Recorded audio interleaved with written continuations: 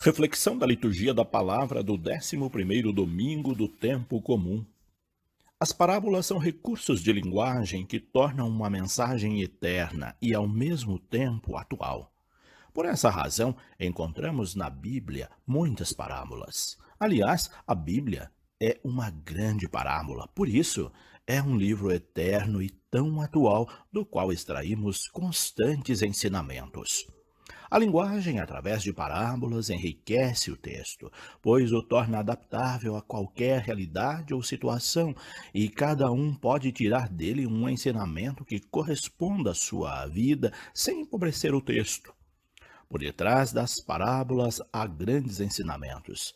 As parábolas bíblicas são um poço de sabedoria, tanto no Antigo como no Novo Testamento. Porém, no Novo Testamento, elas ganham contornos mais característicos de parábolas, embora no Antigo Testamento haja também muitas parábolas ou textos que contêm uma linguagem figurativa como recurso de linguagem para ajudar na compreensão da mensagem.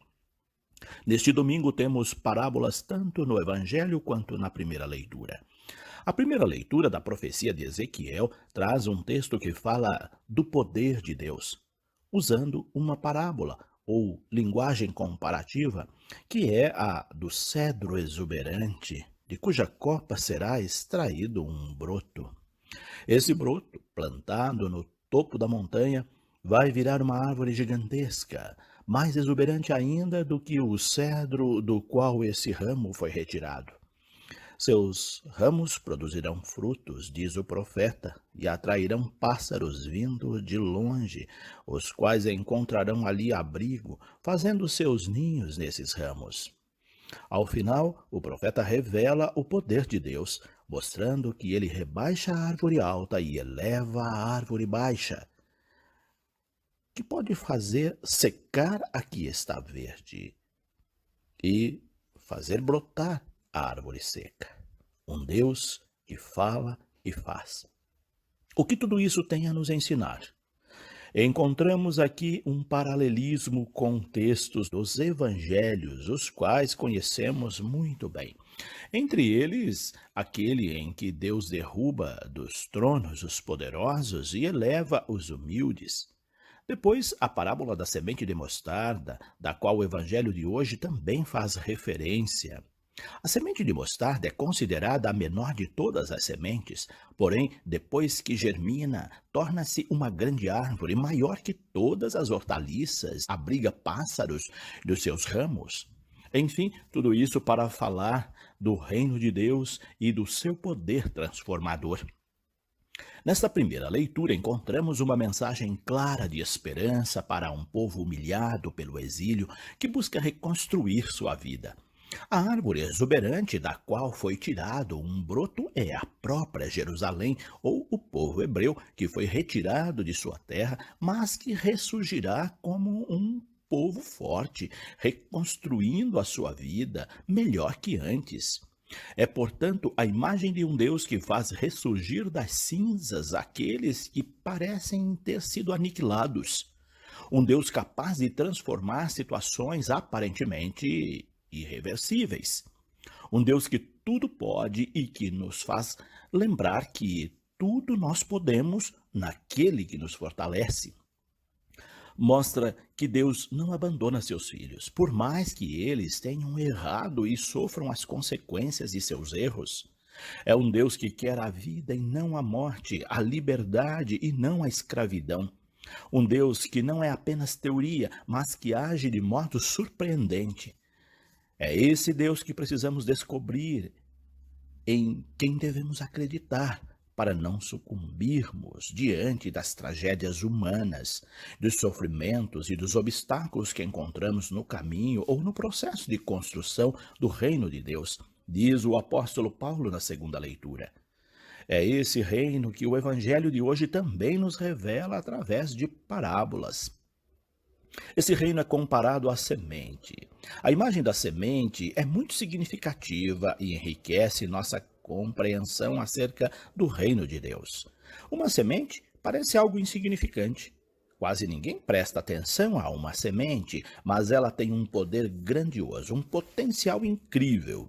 Uma ínfima semente pode se transformar numa árvore gigantesca e produzir sombra, frutos, dar abrigo aos pássaros, às pessoas, sem contar o seu benefício na natureza e na nossa vida, pois as árvores têm uma função importante no meio ambiente e no ar que respiramos. Mas quase ninguém pensa nisso quando olha uma semente, principalmente se essa semente for minúscula. Quando Jesus compara o reino de Deus a uma semente, ele quer mostrar para os seus discípulos e para nós que esse reino é algo a ser semeado, gestado, construído e que depende também de nós e de nossas ações. Ele não está pronto, como muitos imaginam. Está em processo de germinação e crescimento e cabe a nós ajudar nesse processo. Mostra também que esse reino é feito de pequenos gestos, como os do semeador, e que esses pequenos gestos podem se tornar grandiosos perante Deus e nós mesmos. Além disso, podemos e devemos semear as sementes no campo do Senhor, mas não depende de nós a sua germinação e crescimento. Nossa parte ou missão é semear e cuidar. Deus faz a parte dele. Vemos assim, na dinâmica da semente, uma parceria entre o ser humano e Deus. A parte que cabe a Deus, nós não entendemos, pois são os mistérios de Deus. Mas cabe a nós fazer a nossa parte, que é semear, cuidar e colher. O resto pertence a Deus. Se não fizermos a nossa parte, podemos não obter os resultados da semente. Além disso, o Evangelho de hoje traz a parábola da semente de mostarda para falar do reino de Deus, mostrando que, embora ela seja muito pequena, depois de sua germinação e crescimento, surpreende a todos, proporcionando muitos benefícios. Assim é o reino de Deus. Ele é construído de pequenos gestos, com pequenas sementes. Temos em nossas mãos essas sementes, mas não as enxergamos, ou não queremos, ou não nos esforçamos para enxergá-las. O problema é que, não enxergando, não as semeamos. Ou então enxergamos, mas não damos importância por se tratar de algo tão pequeno e aparentemente insignificante. Com isso, perdemos a oportunidade de construir o reino de Deus. Quais são hoje as sementes de mostarda que temos? Cada um pode olhar à sua volta e procurar descobrir essas sementes, esses sinais que podem ser aquelas pessoas que têm um potencial maravilhoso, mas que não são valorizadas na comunidade. Os trabalhos que vêm sendo realizados na comunidade, mas que, por parecer insignificante, não são apoiados ou incentivados. Ou ainda os dons e talentos nossos ou de tantas outras pessoas que não são colocados em prática. Além dessas sementes, podemos descobrir muitas outras. Nossa missão é descobrir, semear e cultivar essas sementes.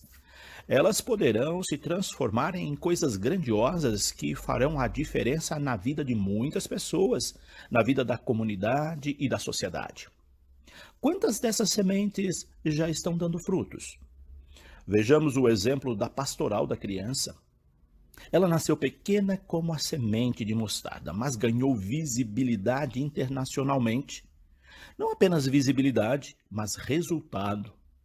Isso é o mais importante.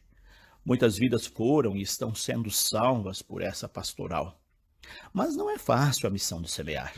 E muitos perdem a própria vida nessa missão, como foi o caso da fundadora dessa pastoral, a doutora Zilda Arnes, que morreu num terremoto no Haiti quando semeava a semente dessa mostarda naquelas terras. Essa também é a nossa missão na construção do reino de Deus. Com pequenos gestos, ele vai sendo construído e ganhando visibilidade, como o cedro da primeira leitura e as sementes do Evangelho. A explicação desses gestos nós a encontramos nos resultados e não em teorias. Por isso é preciso confiança, diz São Paulo na segunda leitura. A confiança em Deus e no seu reino faz toda a diferença. Sem acreditar, confiar, Nenhuma semente será semeada, e se não forem semeadas, continuarão sendo apenas uma semente, sem sofrer transformação. Não basta termos a semente, é preciso semear e cultivar. Nisso consiste nossa missão, e é isso que fala o apóstolo Paulo nesta segunda leitura da carta aos Coríntios. Deus nos deu um corpo para o colocarmos a serviço, para sermos semeadores do reino. Esse corpo não é nossa morada eterna. Ele apenas abriga temporariamente a nossa alma. A morada eterna é o reino que ajudamos a construir com os nossos atos. Nesse corpo, temos que agir como se estivéssemos fora de casa, pois a nossa casa é a morada eterna, o reino definitivo, diz o apóstolo. Aqui apenas começamos a construir esse reino com os nossos procedimentos. Diz Paulo nessa segunda leitura que nós colhemos o que semeamos. Se a semente for boa, vamos colher bons frutos. Mas se a semente que semeamos é discórdia, maldade ou outras coisas que não edificam a vida, não podemos esperar colher coisas boas.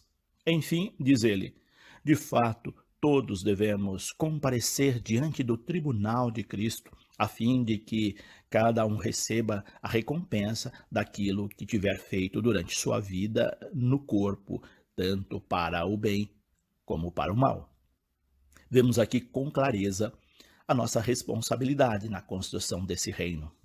Cabe a cada um de nós fazer a nossa parte e cuidar para que o reino seja construído para todos. Estejamos, portanto, confiantes na nossa missão.